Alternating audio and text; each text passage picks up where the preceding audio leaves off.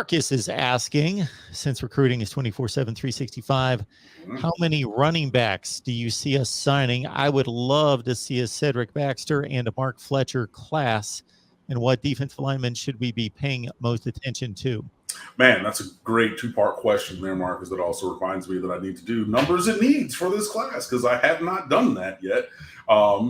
Just with some immediate fires, one literal, actually, one day. But metaphorical at the secret day job that needed to be addressed. Everything's fine. Everything's fine. Everything's fine. Trust me. It's okay. I promise. Yeah, I think that this is a 1+ class. I think it's like a one running back, maybe one in a possible. If you get both Baxter and Fletcher who want in, you take them both and you figure the rest of the numbers out. Honestly and truly. But yeah, I just if you take two, somebody's leaving. Somebody ahead of them is gone. You just know that off rip. So you got the 5 guys already on scholarship. So you have, Henry Parrish is a transfer. You have Knighton, you have Cheney, you have Brown, you have Thad Franklin, and 6 is Trevante Citizen. So you already have a pretty full and really diverse 4-star room. All those guys are 4 stars. And then you want to bring in a 5-star and a 4-star in Baxter and Fletcher. You're going to lose somebody off that roster. And that can be okay. But it's just really the allocation of the scholarships. So I would say in this class, I would really target one, unless both of those top end guys are really beating down the door. Then, hey, let's get the talent on the roster. I can figure it out. But my mindset is like Chris mentioned in the comments, just one back this year. That's what I'm focused on. In terms of defensive linemen, man, you just got to go all over the place.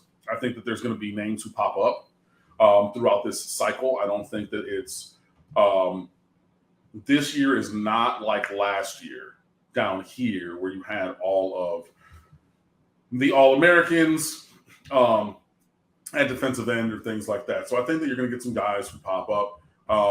And the team is resetting the board, obviously, with new coaching. I'm trying to scroll through here on 247 real quick because I was not prepared for this question, so I did need just a little bit of support. But yeah, I mean, the Jaquavius Russo kid, him and a teammate, they're from Montgomery, Alabama. They just both visited. Both are high 4 stars, both top 50 in the country. Damon Wilson from Venice, he's a guy that's the same area of Jafar I. Harvey up the coast of Florida down here. So he's another guy. Then I've seen the reports of guys like Abai Job from Norman, Oklahoma. He's a transplant or African native by descent. David Ajigbe from DC also at a defensive end. I've seen a couple things about those guys coming to visit, things like that. And I think that you're going to see new and different names pop up along those lines. And David Hicks, the #1 defensive lineman in America, 6'4", 250 from Allen, Texas. We've been after him. Jaden Wayne, the one that, what's his name? Gabby put up the picture with him and some other recruits. And it said, 5 stars everywhere. And everybody was focused on Jaden Wayne's mama because Jaden Wayne's mama is attractive. So he's a guy who's also come down a couple of times for visits. Derek LeBlanc from Osceola seems to be going towards Florida, but that's another guy that we're going to recruit.